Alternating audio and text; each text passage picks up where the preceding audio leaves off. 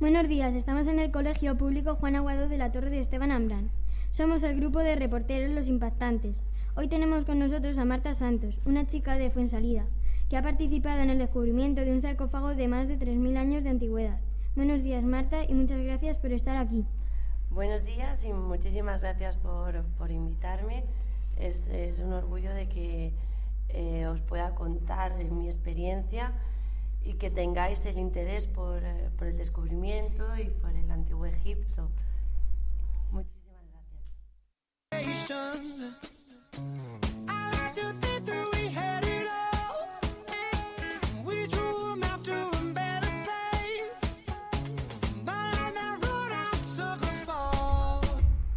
Antes de que nos cuentes cómo fue el descubrimiento, queremos saber algo sobre ti. ¿Desde cuándo has querido ser arqueóloga y qué has estudiado para saberlo? Arqueóloga como tal me lo planteé ya estando en la carrera. Yo he estudiado en grado en Madrid, en la Autónoma de Madrid, que es Ciencias y Lenguas de la Antigüedad. Es más un grado dedicado a la filología clásica, para ser profe de latín y griego, pero también hemos estudiado historia, arqueología, literatura de Grecia, Roma, Egipto y Mesopotamia. Y a raíz de ir estudiando esto, pues fui descubriendo lo que era la arqueología. He ido a excavaciones y he descubierto que es lo que más me gusta.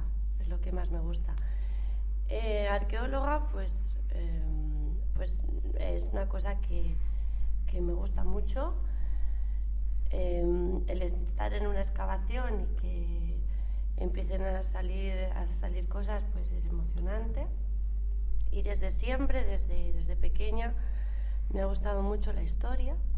Todos los periodos de la historia era mi asignatura favorita en el colegio. Me encantaba estudiarlo, y siempre, pues bueno, en la biblioteca, pues cogía libros de Egipto, ojeaba libros. Es una civilización que siempre me ha llamado mucho la atención y siempre me ha atraído. Y bueno, pues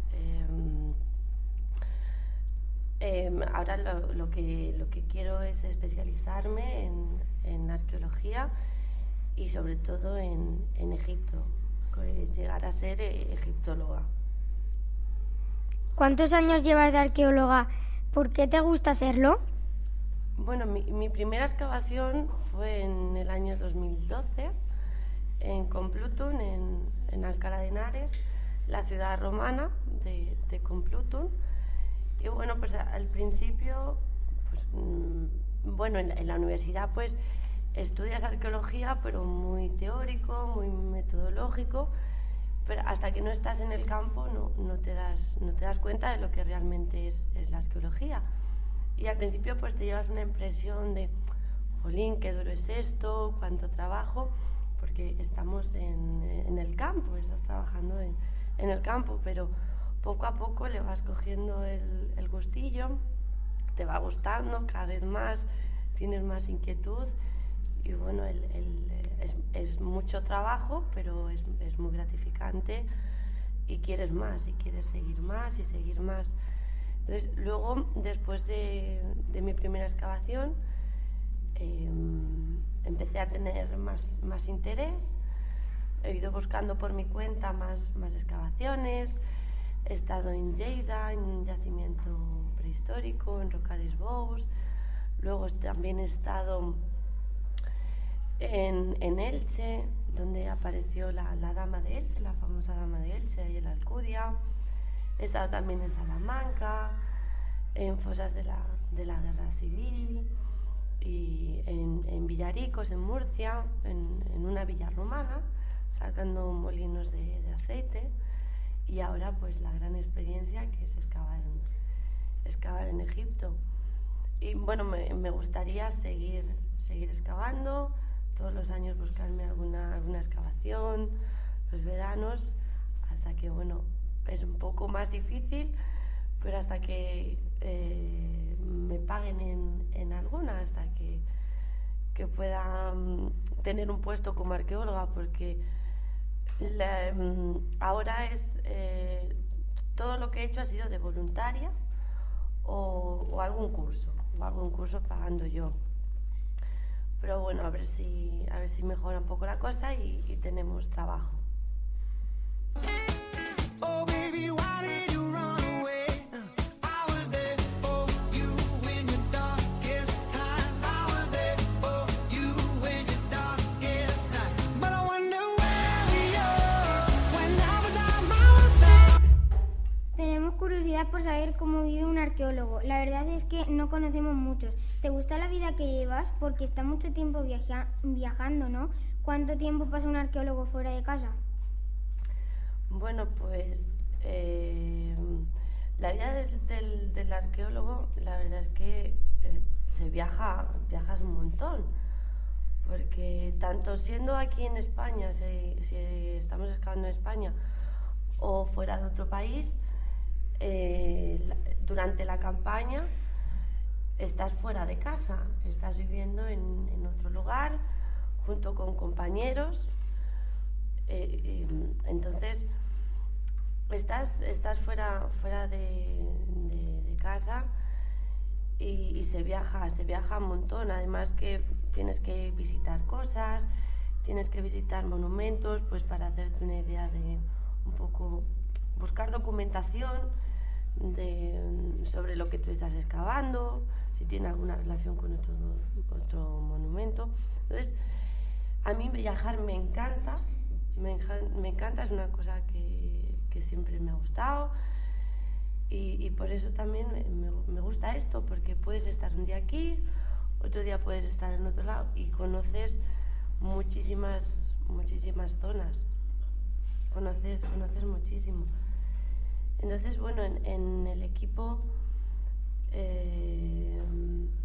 yo por ejemplo en Egipto hemos visitado un montón de monumentos, he descubierto cosas que ni siquiera sabía que existían, y eso también es una parte que te llevas, no solo es el trabajo, sino también el poder conocer otros lugares, los monumentos y también a la gente que vive en otros lugares.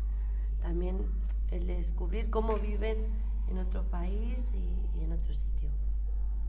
¿Qué horario de trabajo tiene un arqueólogo? Bueno, pues depende, porque por ejemplo aquí en Egipto nuestro horario de trabajo era a las 6 de la mañana. Nos levantábamos bastante pronto porque allí amanece a las 5 y media, era ya de día. Entonces teníamos que madrugar mucho porque como hace tanto calor hay que aprovechar las primeras horas del día, porque si no luego es prácticamente imposible. Aunque hemos ido en el mes de noviembre, pero por ejemplo los compañeros que estuvieron en octubre no podían trabajar con el calor que hacía. Entonces madrugamos todo lo posible para aprovechar las horas de fresco y poder trabajar a gusto. Por ejemplo, aquí en España, pues sí, igual un poco la misma historia, pero claro, adaptado a nosotros, pues empezar a lo mejor a excavar a las 8 de la mañana y luego la jornada acabarla en torno a la 1, una cosa así.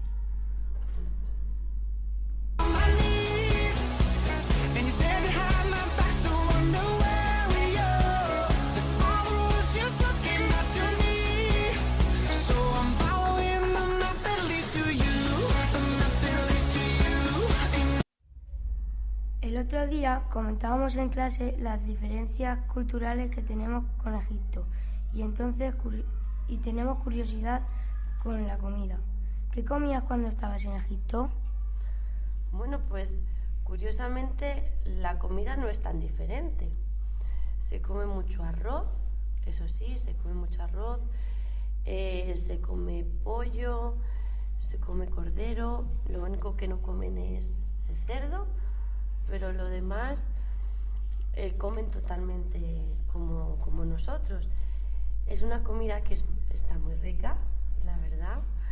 Le digo, sobre todo con mucho arroz, todos lo acompañan con arroz, y también utilizan mucho las especias. Suele picar, es picante la comida. Pero luego, por ejemplo, hay un plato que sí que hemos comido mucho, que se llama kofta, que son patatas guisadas con especias. Y estaba buenísimo, estaba muy bueno. Y ese es muy típico. También moussaka, que es como igual, es carne con verduras. Y también un plato muy típico de allí se llama kosari, que tiene un poco de todo. Lleva garbanzos, lleva lentejas, lleva arroz. Es un poco mezcla de todo, pero está muy bueno. No comen nada del otro mundo. Está muy bueno. ¿En qué sitios has estado como arqueóloga? ¿Cuál te ha gustado más? Bueno, un poco lo que he contado antes. Siempre, todos los veranos, como decía, me busco alguna excavación, ¿vale? Porque aquí en España se excava en verano. Que yo conozca, una única excavación se hace ahora en Navidad, que es la de Murcia, la de Villaricos. Pues bueno, ya sabéis que en Murcia hace un poquito más de calor y se puede excavar en el mes de diciembre, pero generalmente en España se excava así hablo un poco de los estudiantes, porque luego arqueólogos ya profesionales pues tienen intervenciones durante el resto del año, pero las campañas fuertes se hacen en verano. En verano siempre, todos los años, pues me gusta irme a algún sitio. Ya he comentado un poco dónde he estado, he tocado un poco todas las épocas históricas, porque un poco para conocer todo, y así te ayuda a decidir, pues me quiero dedicar a esta época, me quiero especializar en la otra. Entonces, bueno, he estado en el yacimiento prehistórico, romano, de la guerra civil también. Y la que más me ha gustado, pues sin duda la de Egipto, claro. Que aquí ninguna me ha disgustado.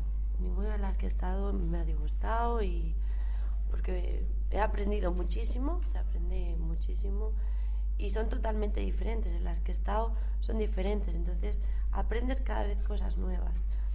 Pero claro, la excavación de Egipto era un poco el sueño de toda mi vida, el poder viajar allí, el poder excavar allí, que no es lo mismo ir de turista que ir ya de arqueólogo, tocar la tierra, que te salga tantas cosas que aquí en España no tenemos, que te salga ya el descubrimiento del sarcófago.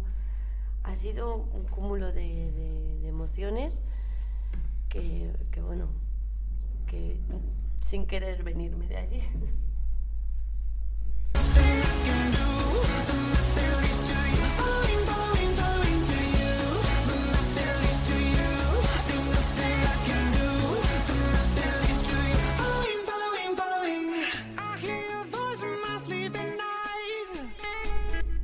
Llegamos ya a las preguntas sobre el descubrimiento, y aquí nos gustaría que nos hablase sobre lo que hacen los arqueólogos. ¿Cuántas personas suele haber en un grupo de arqueólogos? ¿Siempre van los mismos? Bueno, pues el equipo de Egipto éramos unos 28 en el equipo, pero no todos éramos arqueólogos, no todos somos arqueólogos, sino que hay una parte de arqueología. Luego hay otra parte de restauración, otra parte que lleva el registro, los directores de almacén, O sea que no solo en un equipo de arqueólogos, no solo están los arqueólogos. Sí es importante el trabajo de documentar, de sacar las piezas. La arqueología no solo consiste en sacar piezas, sino en lo que estamos excavando, todo hay que documentarlo. Necesitamos a gente que documente todo lo que estamos haciendo, porque nosotros estamos destruyendo, estamos excavando, estamos levantando niveles de tierra que estamos destruyendo. Eso ya no se puede volver a formar. Entonces todo eso hay que documentarlo, hay que hacer fotos, hay todo departamento de fotografía. O sea, es un grupo bastante completo. Necesitamos cubrir todos los campos. Claro, por supuesto, unos directores que nos indiquen un poco qué hacer, porque organizar abajo, excavando, por ejemplo, aquí en Egipto, seríamos como unos 10, una cosa así. Si no tenemos a alguien que nos dirija, es un caos, porque cada uno queremos excavar en un sitio y hay que llevarlo con un orden, se lleva con un orden y necesitamos a gente que nos supervise.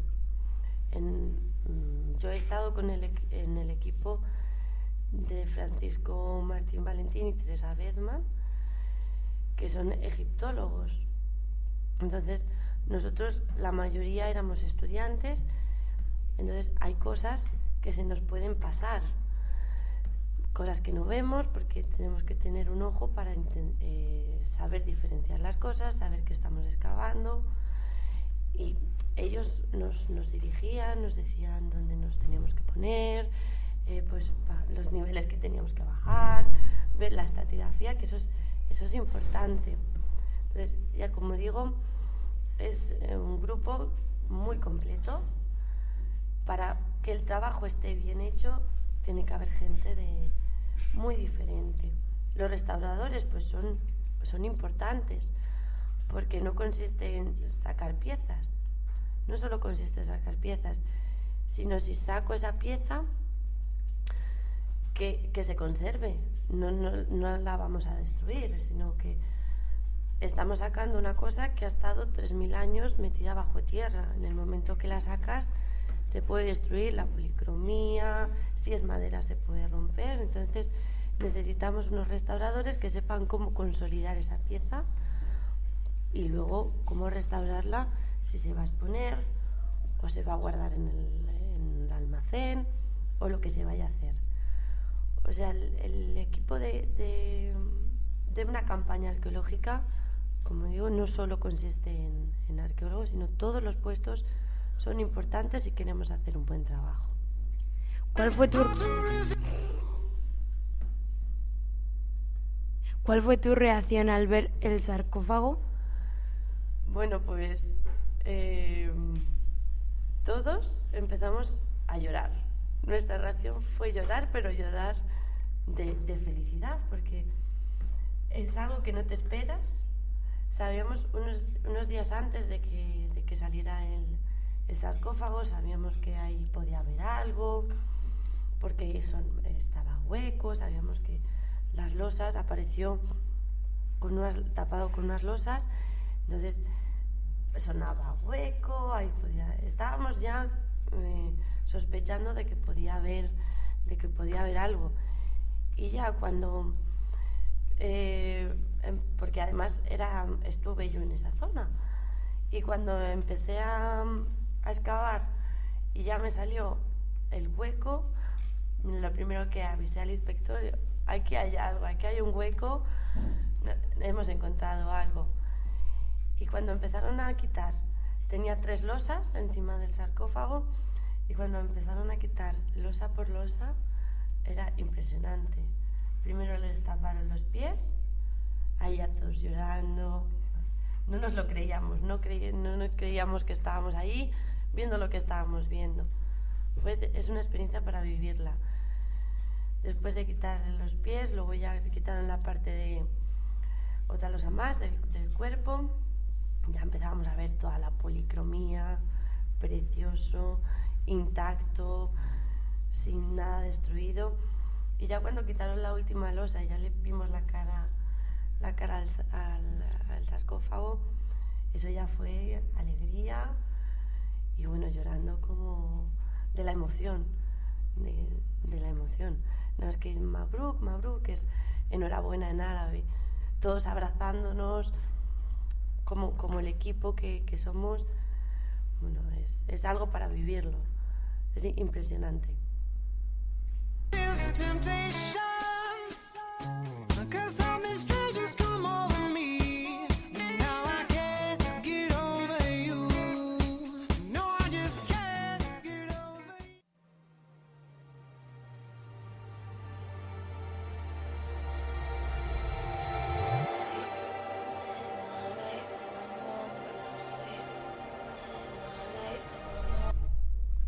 Vamos a hablar ahora sobre momias y sarcófagos. ¿Cómo momificaban a las personas? Bueno, pues la momificación es algo muy típico de Egipto. No solo se practica en Egipto, pero es muy importante en esta zona. Y bueno, ¿por qué momificaban? Porque para ellos era muy importante la vida del más allá, el vivir en el más allá. Entonces, por eso conservaban el cuerpo. En los primeros tiempos, en la época predinástica, ellos enterraban los cuerpos, sobre todo en la época de Nagada.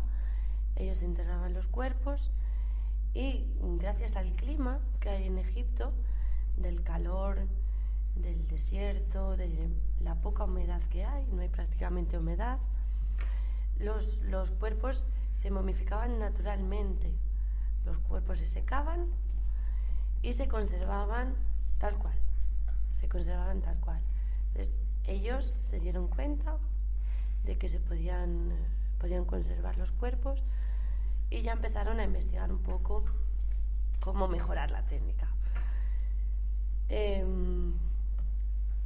Primero sacaban el cerebro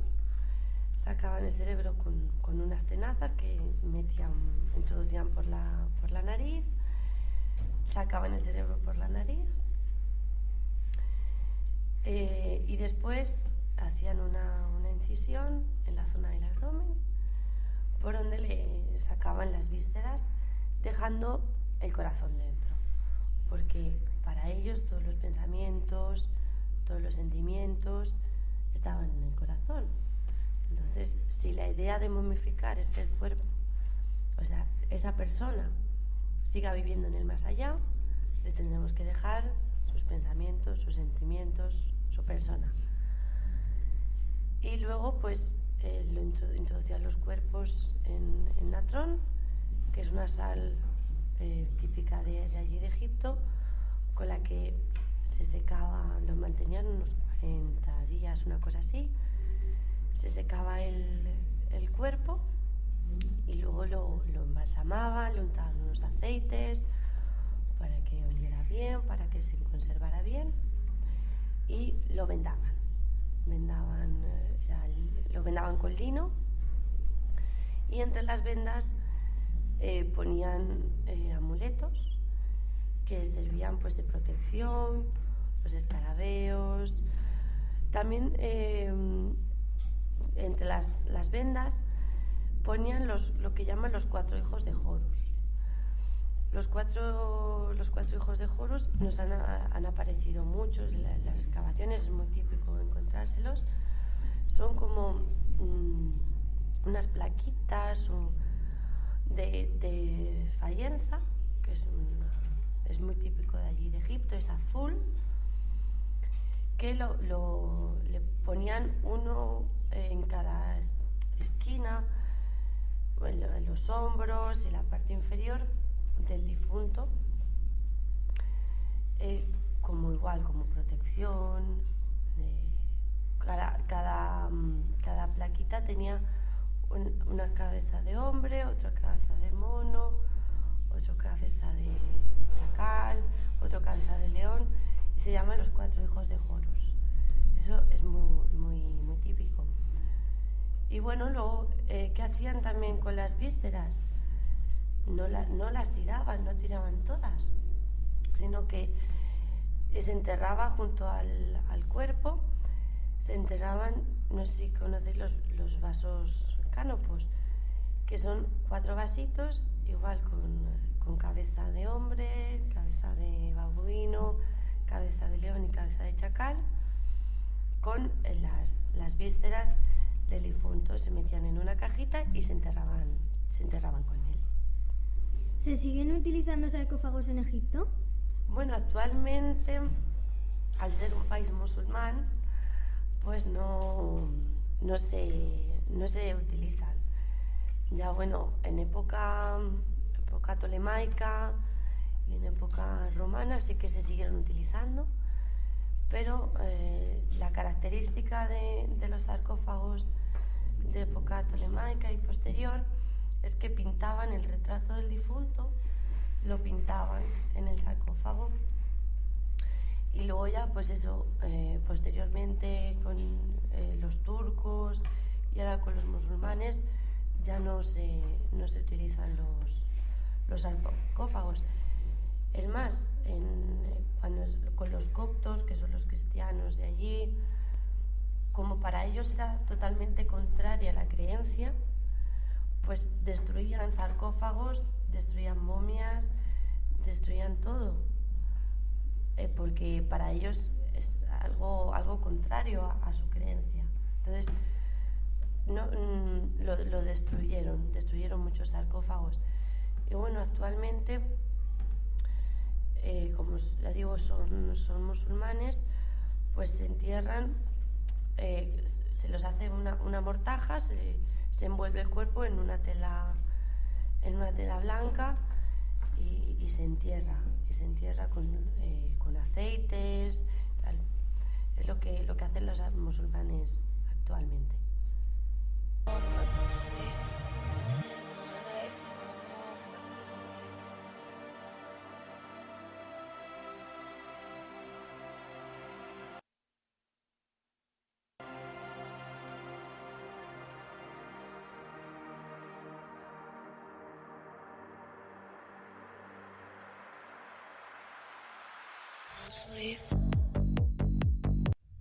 Tenemos curiosidad de cómo lo hacéis.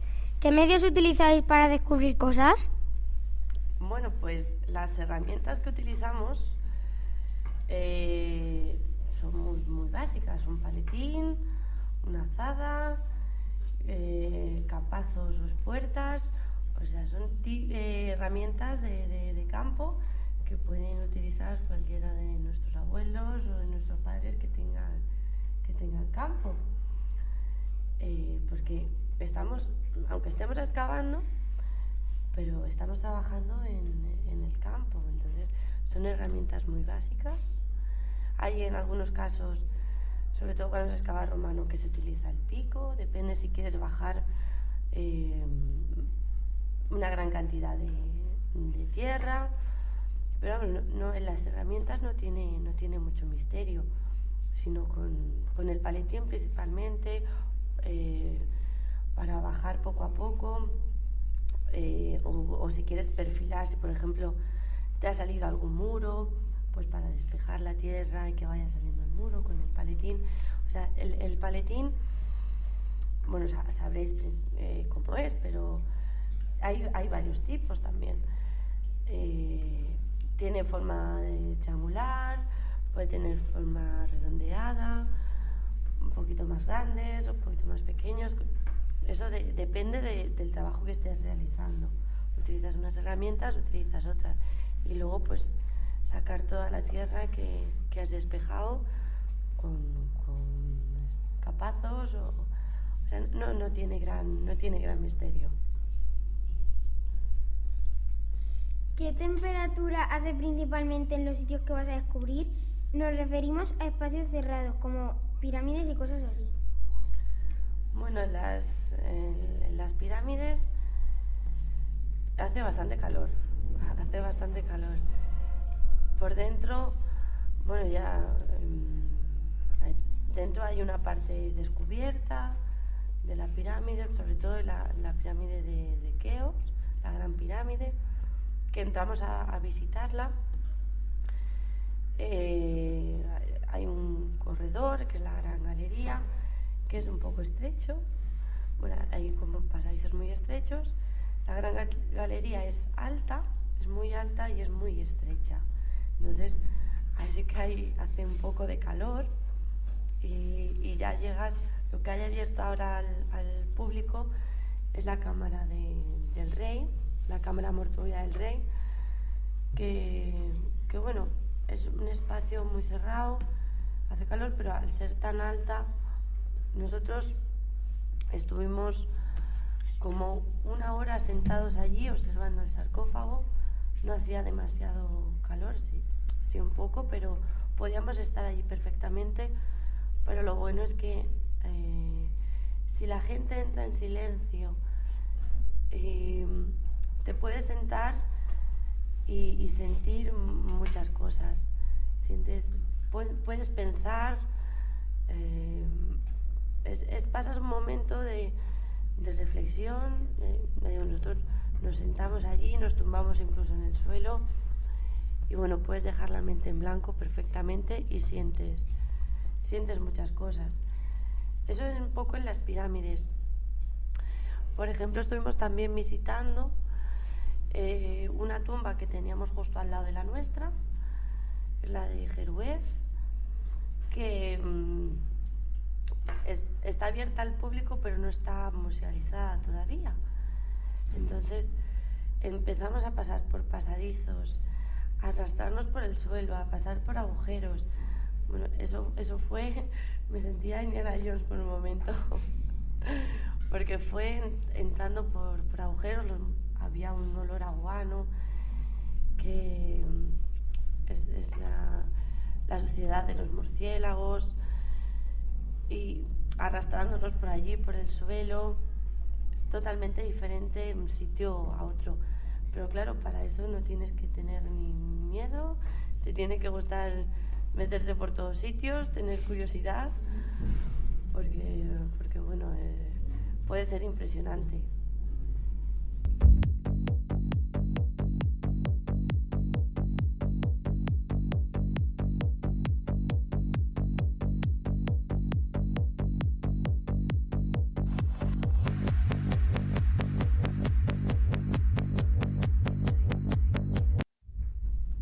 Siempre que vemos películas sobre pirámides, vemos que están llenas de trampas. ¿Es cierto?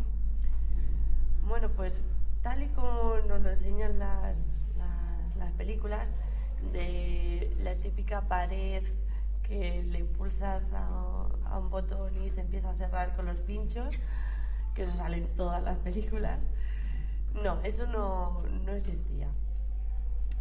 Lo que sí que existía, no trampas como tal, sino en los corredores de las pirámides, en los pasillos, solían poner bloques de piedra para bloquear. Bloqueaban el pasillo y así no podía entrar nadie. Cuando enterraban al faraón, pues iban cerrando estos pasillos para que la tumba pues no entrara nadie y no fuera saqueada. El problema es que desde época faraónica las tumbas, las pirámides han sido saqueadas. Han entrado ladrones y se han llevado todos los tesoros que había dentro.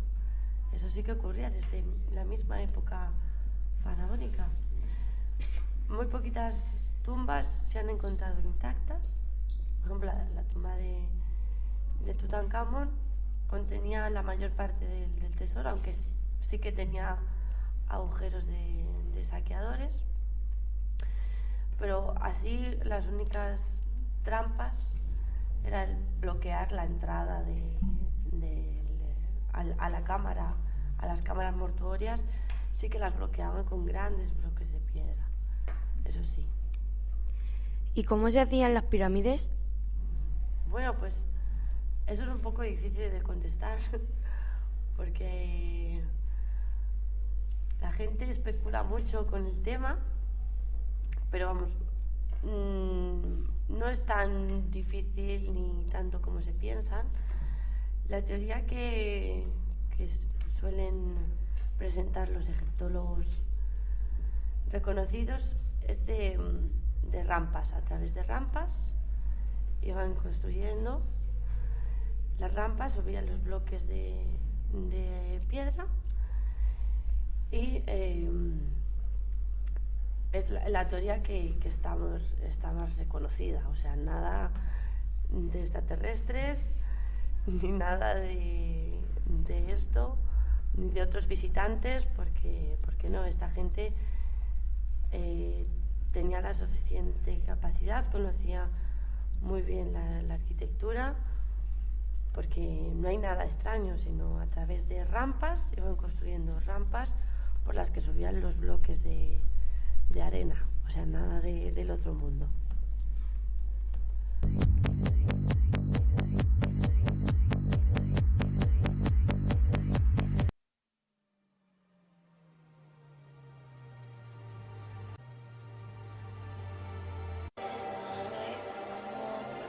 Acaba nuestra entrevista a Marta Santos.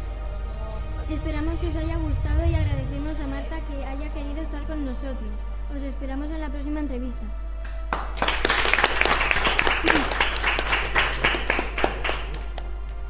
Bueno, pues muchas gracias por invitarme. Espero que os haya gustado, que os haya despertado la curiosidad por Egipto, por la arqueología, por la historia. Y bueno, espero que sigáis leyendo, que os siga interesando el tema. Y ha sido un rato muy agradable. Muchísimas gracias por todo.